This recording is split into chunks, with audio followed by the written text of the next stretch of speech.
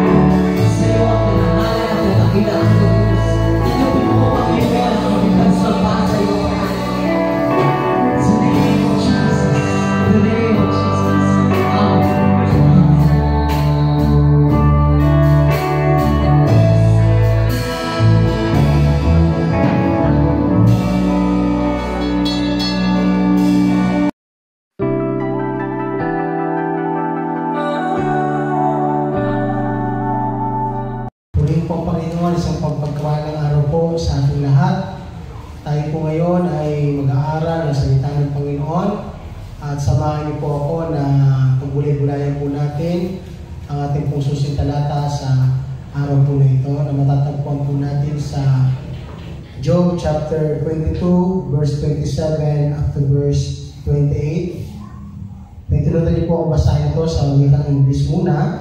Ang sabi po rito ganito, "You will pray to Him and He will hear you, and you will fulfill all your promises to Him. Whatever you wish will happen, and the light of heaven will shine upon the road ahead of you." Sa wikang Tagalog po, papakinggan niya ang iyong panalangin, kaya ang mga panata mo ay iyong tuparin. Lagi kang magtatagumpay sa iyong mga balak, at ang landas mo ay magliliwanag. Purihin po pagkabasa ng salita ng Panginoon. Ang mensahe po nais kong dalhin sa inyo sa araw po na ito ay pinamagatang, ano ang kaibahan ng pamilya nagpa-family altar sa pamilya walang family altar? At mula po rito ay ating pong tutunghayan ang karanasan ng pamilya na kung saan ay meron po silang regular na family altar at sa kinahantungan o yung kinasapitan ng pamilyang hindi po nagpa-family altar. Alam niyo po ba na ang paglago po ay kailangan imperative? I believe na ang growth po ay imperative. Ano ibig sabihin? Necessary. Kailangan po na tayong lahat ay lumago. In fact, God wants us to grow. Po, nais ng Panginoon na tayo pong lahat ay lumago because growth is imperative. Aside from that, growth is intentional. Kinakailangan po, intentionin po natin kung gusto po natin tayo mag-grow as a Christian bilang disipulo ng ating Panginoon, ito po ay intentional. At panghuli po, I believe in my heart that growth is instructional. Kaya po kami po ay ng mga pastor po ninyo ay buong puso at buong sikap na nagpapahayag ng salita ng Panginoon sapagkat ang paglago po, ito po ay imperative, ito po intentional, at ito po ay instructional. Samahan niyo po ako na tunghayan ang karanasan ng pamilya nagpa-family altar sa pamilya walang family altar. At nais pong basahin ang salita ng Panginoon na matatagpuan po sa Genesis chapter 12 verse 1 to 7. Ito po yung pagkatawag ng Diyos kay Abraham. Sinabi ni Yahweh kay Abraham, "Lisanin mo ang iyong bayan, ang tahanan ng iyong ama at mga kamag-anak. Pumunta ka sa bayan na tuturo ko sa iyo. Pararamihin ko ang iyong mga anak at apo at gagawin ko silang isang malaking bansa. Pagpapalain kita at gagawin kong dakila ang iyong pangalan at ikaw ay magiging pagpapala sa marami. Ang sa iyong papala ay ang magpapalain at ang sa iyong sumumpa ay ang susumpain. Sa pamagitan mo lahat ng mga bansa sa daigdig ay aking pagpapalain." Sumunod niya si Abraham sa utos ni Yahweh. Nilisan niya ang Haran noong siya'y 75 taon. Sumama sa kanya si Lot. Sinama ni Abraham ang kanyang asawang si Sarai at si Lot na pamangkin niya. Dinala niyang lahat ang kanyang mga alipin at mga kayamanan na ipon nila sa Haran. Pagkatapos nito ay nagtungo sila sa Kanaan. Pagdating nila roon, nagtuloy si Abraham sa isang banal na lugar na Shechem sa malaking puno ng More. Nooy naroon pa ang mga Kananeo. Nagpakita kay Abraham si Yahweh, nagsabi sa kanya, "Ito ang lupaing ibibigay ko sa iyong lahi." At nagtayo si Abraham ng altar para kay Yahweh na nagpakita sa kanya. Dito po makikita po natin ang karanasan ni Abraham. Pamilya na sa halip po ng pagkalipas ng ilang oras o araw na mahabang panahon ng paglalakbay, sa halip po na magpahinga dahil sila po'y napagod sa biyahe, sa paglalakbay, pero nakita po natin ano po kanyang ginawa. Agad po na nagtayo ng altar. So dito po makikita natin altar is a place of sacrifice. Hindi niya alintana yung pagod. Basta sa kanya, dahil matagumpay sila nakarating sa lugar po na kung saan, doon po sila naisdalin ng Panginoon, nandun po yung kanilang sakripisyo. At napag-aralan po natin ng makaraan, tinuro po ng ating mga Pastor Fred, na yung sino po ba yung kauna-unahang lingkod ng Diyos na nag-conduct o nagkaroon po ng family altar. Yung po walang iba, kundi si Noah, na sa haba po ng panahon ng pagkakaroon po ng baha, ano po ang kanyang unang ginawa? Sabi po rito, salita ng Panginoon na matatagpuan po natin sa Genesis chapter 8, verse 20 to 22. Si Noe nagtayo ng altar para kay Yahweh. Kaya nga po siya nagtayo ng altar para po kay Yahweh. Kumuha siya ng isa sa bawat malinis na hayop at ibon at sinunog bilang handog. Nang maamoy ni Yahweh mag-uusang nito, sinabi niya sarili, hindi mo nasusumpain ang lupa dahil sa gawa ng tao. Bagamat alam ko masama ang kanyang isipan, mula sa kanyang kabataan, hindi ko nalilipunin muli anumang may buhay kagaya ng ginawa ko ngayon. Hanggat naririto at buo ang daigdig, tagtanim, tag-ani, palaging sasapit, tag-araw, tag-ulan, tag-init, tag-lamig, ang araw at gabi hindi mapapatid. So nakita po natin na si Noah po ay nagtayo ng altar. Ito po sumisimbolo sa pagpapasalamat, pagsamba, at pananalangin. Sa pagliligtas ng Panginoon na ginawa ng Diyos sa buhay po ni Noah kasama ng kanyang pamilya, nandun po nag-uuma po sa kanyang puso yung pagpapasalamat. Nag-uuma po sa kanyang puso yung pagsamba dahil naranasan po nila yung katapatan, yung pagliligtas at proteksyon, pagyakap ng Panginoon habang sila po ay nasa arko.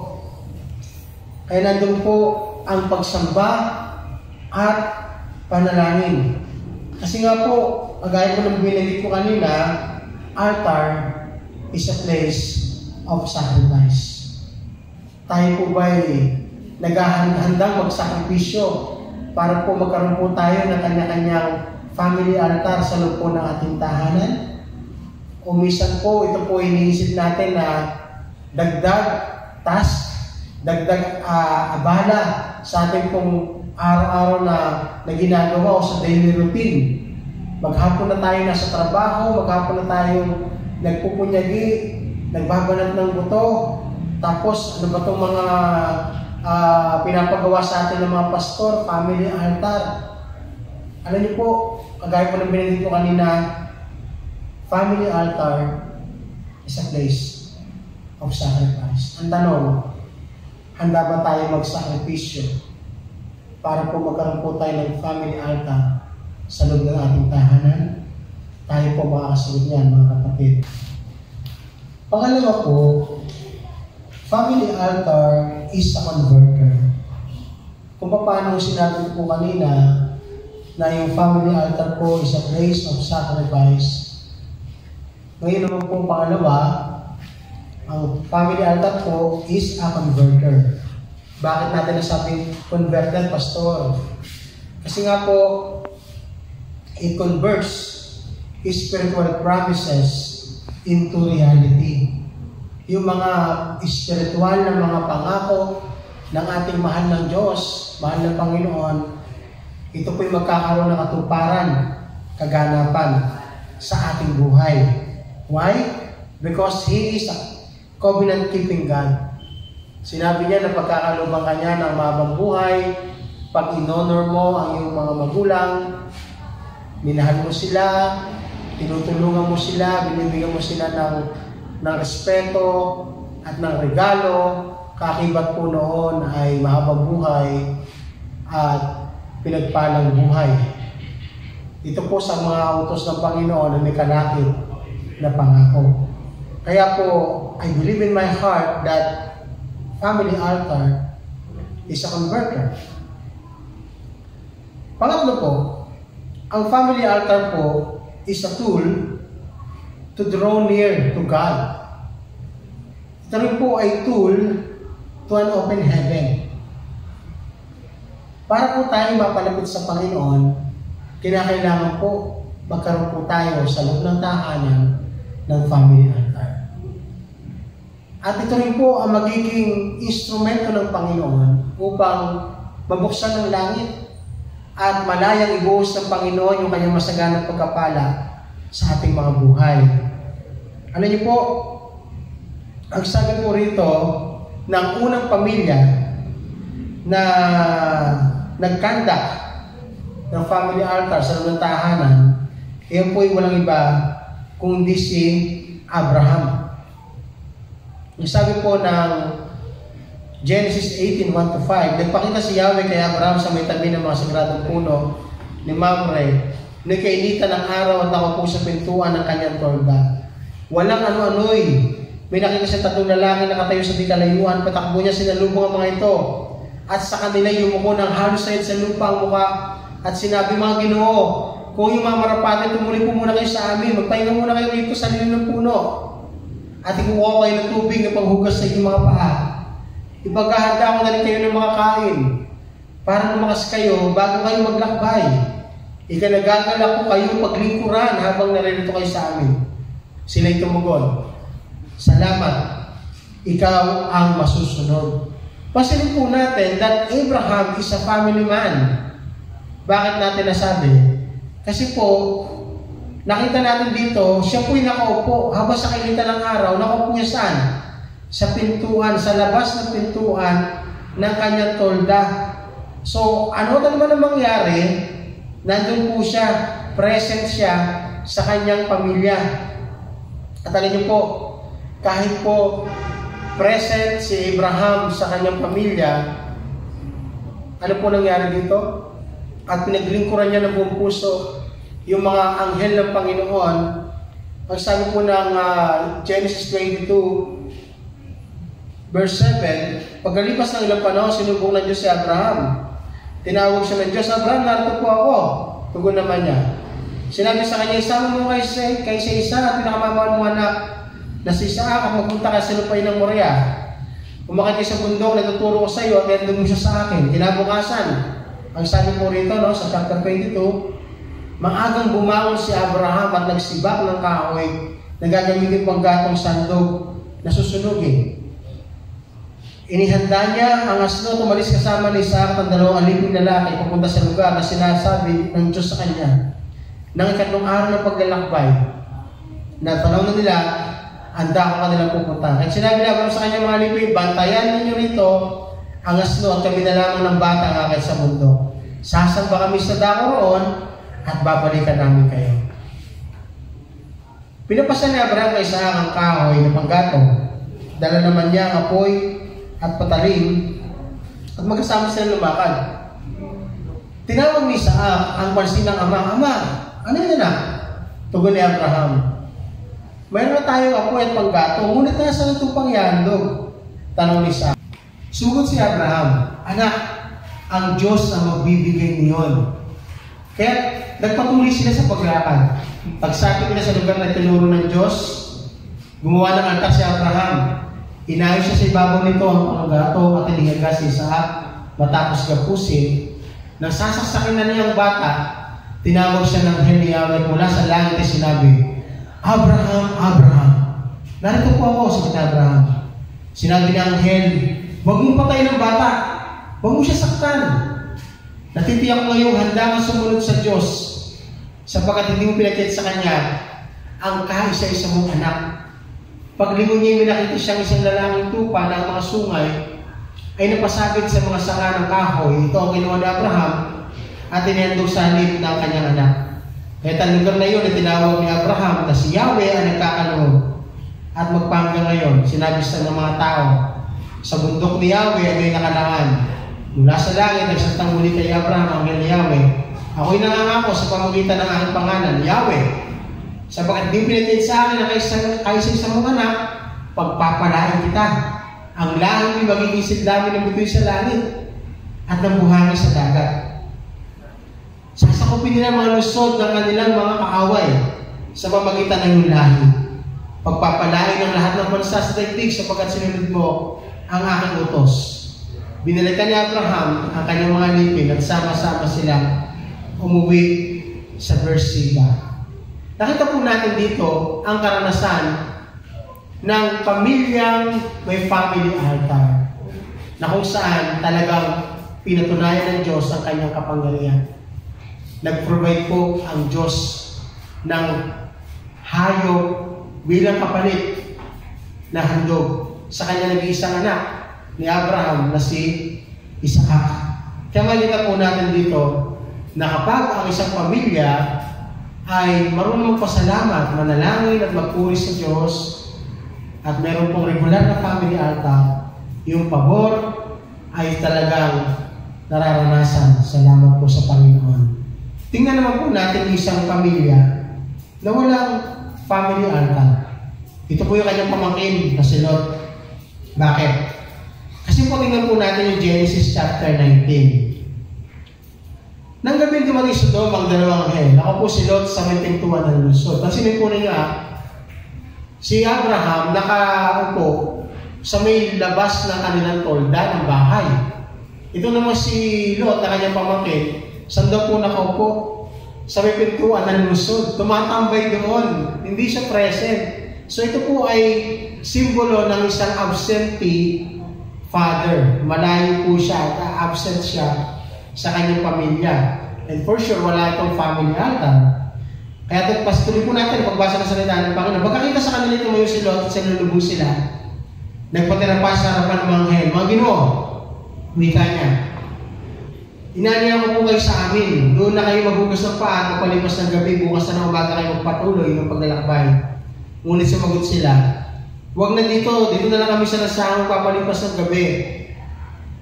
Ngunit pinilit niya mga ito, kaya sumama na rin sila sa kanya. Nagluto sila ng tinapay na walang pampalasa, naganda ng masat na punan at tumayo sila.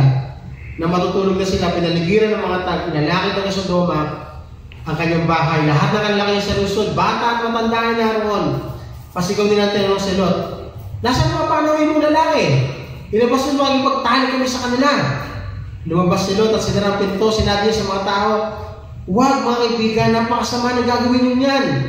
Ako'y may dalawang anak na dalaga, sila na lang ibibigay ko sa inyo. At gawin niyo sa kanila gusto ninyo, huwag lamang ninyong galawin ang mga lalaki ito. Mga panahon mo sila, at dapat mo silang ingatan. Ngunit sumigaw sila, huwag kang makialam, dayuhan. Sino ka magtuturo sa amin namin gagawin? Tumulwi ka, ako ay masaktan. Nakahigit kayo sa kanila. Itinulak nila si Lot at tinatang wasakin ang pinto, ngunit tinaltak siya ng kanyang mga panauhin at sinara ang pinto. Pagkatapos binulag nila ang mga tao sa labas, kaya hindi makita ng mga ito ang pinto. Sinabi nila dalawang panauhin kay Lot, magmadali ka. Isama mo lahat ng iyong mga anak at ibang mga kamag-anak na nakatira sa lusot na ito. Balis na kayo nito sa pagdugunawin na namin ang lusot na ito. Pinakinggan ni Yahweh magbigat na sumbong laban sa mga taga-Sodoma at pinapunta kami ni Yahweh upang wasakin ang lusot na ito. Kaya pinuntahan ni Lot ang mga pangasawa ng kanyang mga anak na babae at sinabi sa kanila, umalis na kayo agad sapagkat wawasakin ni Yahweh ang lusot na ito. Ngunit akala nila ay nagbibiro lamang si Lot. Nang bumaliway na, inapunan ng mga anghel si Lot, magmadali ka! Umalis na kayo ng iyong asawa at mga anak na hindi kayo madami sa pagkawasak ng lusod. Nagkakabili pa si Lot, ngunit sa habag ni Yahweh, halos kalagkari na sila ng mga lalaki palabas ng lusod. Pagkatapos, isa sa mga anghel na nagsabi, iligtas ninyo ang iyong sarili. Huwag kayong lilingon o hinto sa libis. Magtago kayo sa kaburulan para hindi kayo mamatay. Ngunit sumagot si Lot, huwag na puroon, Ginoo. Napakalaki na ng utang na loob ko sa inyo, napakabuti ninyo at niligtas ninyo ako. Ngunit napakalayo ng mga kaburulan. Baka hindi na ako makarating doon ng buhay. Hindi ba maaaring doon na lamang sa maliit na bayan ngayon? Oo, sige. Doon na kayo magpunta. At hindi ko wawasakin ang bayan ngayon. Ngunit kung madali kayo, hindi ko maitutuloy ang gagawin ko hanggat wala kayo roon. Malit ang bayan ngayon, kaya ito'y tinawag na Zoar. Ngunit, ang sabi po ng verse 26, lumingon ang asawa ni Lot, kaya ito'y naging isang haliging asin. Ano po makikita natin dito? Nandun po kasi ang panghihinayang sa pamilya ni Lot, na isang pamilya na dysfunctional family, for sure walang family altar. Kaya yung kanyang mga anak, kanyang asawa, hindi po malalim ang ugnayan at relasyon sa ating Panginoon. Kaya po dahil sa laki ng panghihinayang, dahil nga po isang iglap ay ginunaw ng Diyos yung Sodom at Gomorrah, dahil po abot langit na yung kanilang kasamaan, ay naging isang halingasin po yung asawa ni Lot. Pasilip din po natin, mga kapatid, yung pamilya po ni Job. Isa rin po itong pamilya na kung saan ay wala rin pong family altar. Bakit po nasabi natin yan? Kasi po, tingnan po natin to. Ang sabi ng Job chapter 1, may isang lalaki nakatira sa lupay ng Uz na nagngangalang Job. Siya ay isang mabuting tao. Hindi po sinabi dito na yung kanyang buong pamilya ay mabubuting tao.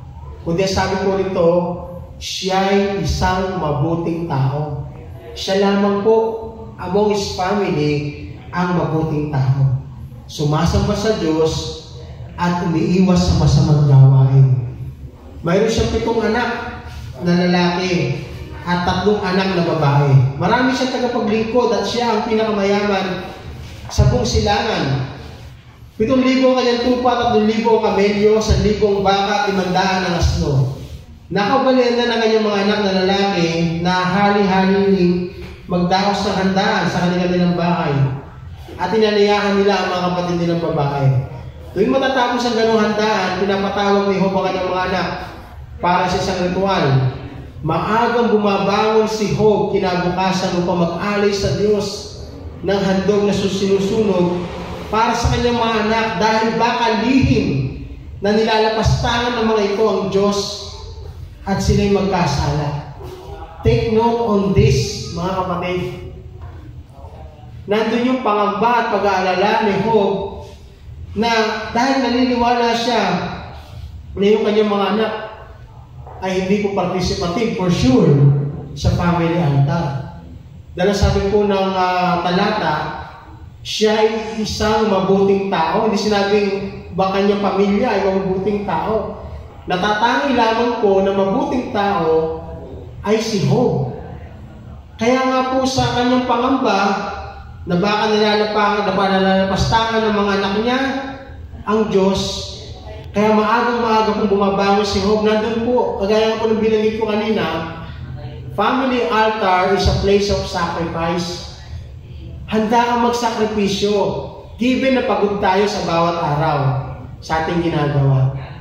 Pero pansinin po natin dito maaga pong bumabangon ang lingkod ng Diyos na si Job para mag-alay, sumamba sa Diyos, manalangin, magpasalamat at katagpuin ang Panginoon. Dahil po natatakot siya, baka nalalampastangan niya ang kanyang mga anak, ang Diyos. At to make the long story short, nakita na po natin nangyari, pinahintulutan ng Diyos sa subukin ng pamilya ni Job. Kung kaya't isang iglap, lahat po ng kanyang mga ari-arian ay nawala. Lahat po ng kanyang mga anak, habang nagkakasiyahan sa bahay ng kanilang kapatid, nagkaroon po ng malakas na hangin at silang lahat po ay nakamatay. Pinahintulutan po ng Diyos na subukin ni Satanas ang lingkod niya si Job. Isang iglap, namatay po lahat ng kanyang mga anak. At nawalang lahat ang kanyang mga ari-arian. Ang natira na lamang po si Mrs. Job, yung kanyang asawa. Pero po, alam niyo po, sa halip na magmukmok, sa halip na magwala, sa halip po na magreklamo si Job sa Diyos. Dahil po sa kabila ng kanyang family altar, sa kabila ng kanyang pagsamba, at lagi niyang pinag-uunan ng Panginoon, yun po yung naging kapalit at yun po yung nangyari sa kanyang mga mahal sa buhay at sa kanyang mga ari-arian. Pero alam niyo po, napakaganda ng kanyang pong kinuran. Ang sabi po rito sa salita ng Panginoon, na matatagpuan po natin sa Job chapter 1 verse 20 to 22. Tumayo si Job. Pinulit ang kanyang damit at nag-ahit ang ulo, pagkatapos nagpatira pa siya at sumamba sa Diyos. Ilan po sa atin yung handa magpatira pa, magpakumbaba at sumamba sa Diyos sa panahon na ikaw ay pinagdadaanan, sa panahon na namatayan ka, sa panahon na naubos lahat ang iyong pinaghirapan, naubos lahat ang iyong ari-arian. Pero ano po ang attitude nitong lingkod ng Diyos na si Job? Nagpatira pa po siya at sumamba sa Diyos. Malalim ang kanyang relasyon at ugnayan sa Diyos. Ang sabi po niya, hubad ako lumabas sa sinapupunan ng aking ina, hubad din akong babalik sa lupa. Si Yahweh nagbigay, si Yahweh na nagbabawi, purihin si Yahweh. Sa kabila ng mga pangyayari ito, hindi niya sinisi ang Diyos at hindi siya nagkasala laban sa Kanya. Napakabuti po ng Diyos sa buhay ni Job. Kaya po napakaganda ng kanyang tugon sa kabila po ng nakakalungkot na pangyayari sa kanyang pamilya. Tuloy po natin. Hindi po nasiyahan si Satanas dahil namatayan na si Job, naubos na ari-arian, nag-praise the Lord pa. Kaya po, binigyan niya to ng karamdaman. At ito nga po ang kayang petong. Kasay po rito, tuloy po natin sa chapter 2. Kaya umalis Satanas sa harapan ni Yahweh at pinagtad ng nagnanaknak na sugat ang buo nitong katawan mula ulo hanggang talampakan. Pansinin po natin mula ulo hanggang talampakan. Naupo si Job sa tabi ng basurahan at kinabot niya ng isang pirasong basag na palayo ang kanyang mga sugat. Kaya umalis Satanas sa harapan ni Yahweh at pinagtad na nagnanaknak na sugat ang buo nitong katawan. Ano po? Naupo si Job sa tabi ng basurahan at kinamot niya. Sinabi na kanyang asawa, ito po mananatili ka pa bang matuwid? Sumpay mo ang Diyos at mamatay ka na. Ang sagot ni Job, hindi mo naintindihan yung sinasabi. Pagkapala ng ba tatanggapin mo sa Diyos? Hindi ba natin tatanggapin kung bigyan niya tayo ng pagdurusa? Sa kapila ng kanyang paghihirap, hindi nagsalita si Job ng laban sa Diyos. Purihin ng Panginoon. Glory to God. Bakit po? Bagamat hindi po aktibo sa family altar ang mga family members o loved ones ni Job, kasi very evident po kung ang kanyang mga mahal sa buhay, yung kanyang asawa ay may malalim na relasyon at pananampalataya, pagtitiwala sa Diyos, hindi siya magrereklamo na talikuran ni Job at sumpain ng Diyos sa kabila ng kanilang nagdadaanan. At kung ang kanyang mga anak ay may malalim na relasyon sa Diyos at babad sa presensya ng Panginoon, babad sa salita ng Diyos, at mayroong family altar, for sure, hindi kinakailangan ni Job na bumangon pa dahil nga iniisip niya, nalalapastangan ng kanyang mga anak ang Diyos. Kaya dito makikita po natin kung ano po kinahinatnan ng pamilyang walang family altar. Una, ang pamilya ni Lot. Pamangkin ni Abraham, na kung saan ang kanyang asawa, dahil sa panghihinayang, sa kanilang ari-arian, sa kanilang karamihan, sa Sodom at Gomora, kung ito po ay sunugin ng Panginoon, hukuman ng Diyos, hatulan ng Diyos, mas pinili pa niya na maging haling asin. At moving forward po yung kanyang mga anak, dahil sa alinlangan nila, wala silang malalim na relasyon sa Panginoon, nilasing nila ang kanilang ama na si Lot at sinipingan po ng panganay at sinipingan po ng bunso. Nagpapakita lamang po ito dahil wala po silang family altar, kaya po dysfunctional family. Ito naman si Job, yung kanyang pamilya palibasa hindi aktibo at hindi po malamang lagi nagpa-participate sa family altar. Tingnan niyo po nangyaring trahedya. At ang sabi ng Biblia, si Job lamang po ang mabuti sa kanilang pamilya. Si Job na mabuti, na naglilingkod sa Diyos, nagtatapat sa Diyos, siya pa yung tinagdag ng pagsubok. Pero kahit kailan, kahit siya nasasaktan na hirapan, nagawa pa rin niyang purihin ng Panginoon. Nagawa pa rin niyang tanggapin ang kanyang sitwasyon. Dahil bagamat hindi niya alam, wala siyang idea na siya po ay biktima. Na po, biktima ng pinapagpapahintulot ng Diyos na subukin ni Satanas itong si Job. Kaya dito po tandaan po natin mga kapatid, para hindi po tayo magaya sa mga dysfunctional family, kinakailangan po tandaan natin, family altar is a place of sacrifice. Family altar is a converter. It converts the spiritual promises of God into realities. At panghuli po, family altar is a tool to draw near to God and a tool to an open heaven, kagaya ng naranasan ni Abraham. Purihin po ang Panginoon at ang dalangin ko ng pag-asa na may patuloy po tayo matuto mula po sa salita ng Panginoon. Ingat po tayo lahat at pagpalain tayo lahat ng Panginoon.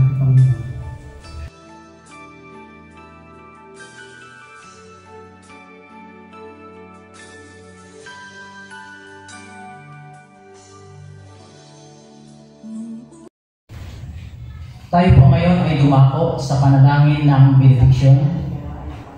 Ang pagpapala ng Amang nasa langit, ang pag-ibig ng ating Panginoong Hesus, at pag-ibigsan ng Espiritu Santo ay sumaating lahat.